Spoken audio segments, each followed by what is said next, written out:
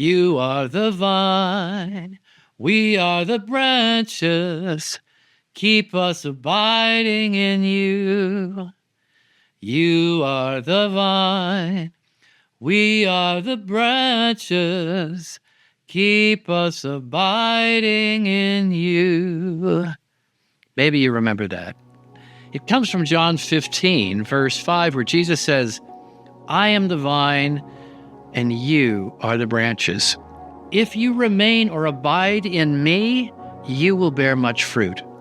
Apart from me, you can do nothing. In verse 6, he says, if you do not abide in me, you're like a branch that is thrown away and withers. The vine or vineyard is a common metaphor in the Bible used to describe God's relationship to his people. In the passage today, Mark 12, 1-12, Jesus points to vineyard imagery from Isaiah 5, 1-7 to sum up God's relationship with Israel's past and future. Please take a few minutes to read Mark 12, 1-12 and Isaiah 5-7.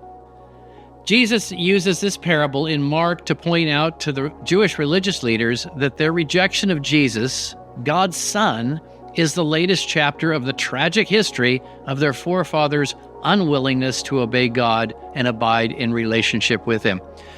Read the Old Testament for hundreds of examples. Consider the parable from a parent's perspective.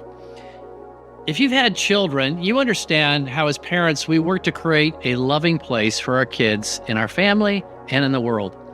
We often even prepare their room before their birth to make a nurturing environment for them to grow.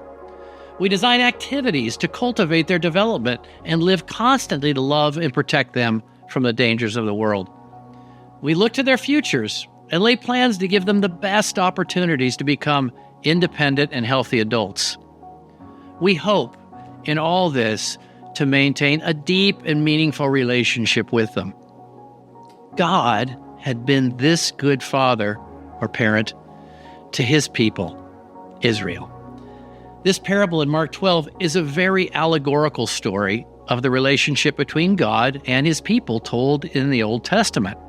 Jesus uses the vineyard metaphor from Isaiah 5, 1-7. Israel and Judah, God's covenant community, is the vineyard, and God is the landlord. God protected his people and supplied them with all the resources necessary to produce good fruit and be his light to the world. The tenants represent the many generations of leaders of Israel and Judah who did not submit to and live in relationship with God, but instead turned their people away from God's ways. Over many generations, God had tried again and again to reconnect with and guide his people by sending his prophets to speak for him, but they were ignored and often beaten and killed. From this point on in the story, the parable's history lesson becomes a prophetic voice of what is to come.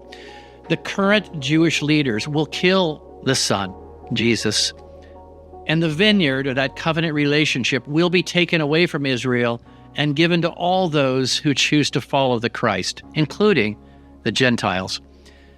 After Jesus' resurrection, the church is born, and within 40 years, Jerusalem and the temple are destroyed, and the nation of Israel is no more. Jesus' prophecy comes to pass.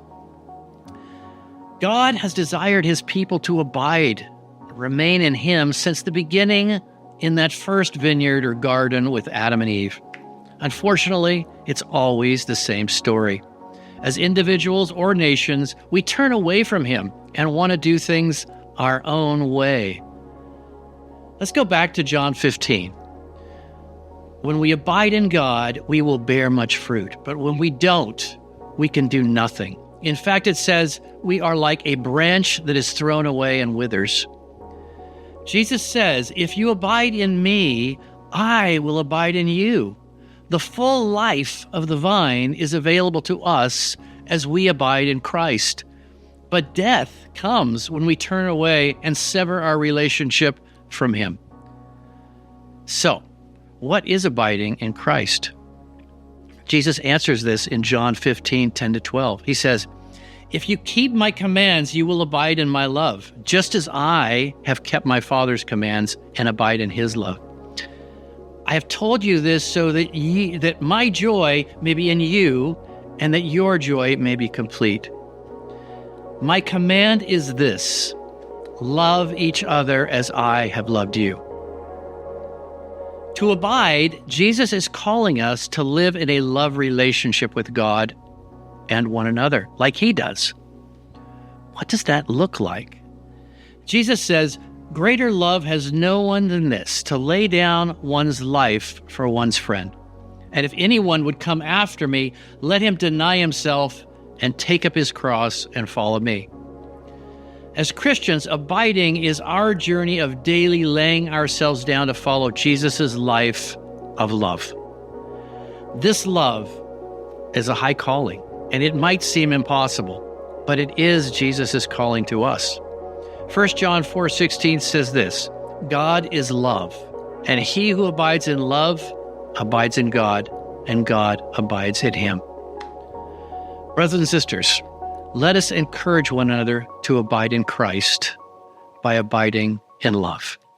God bless you.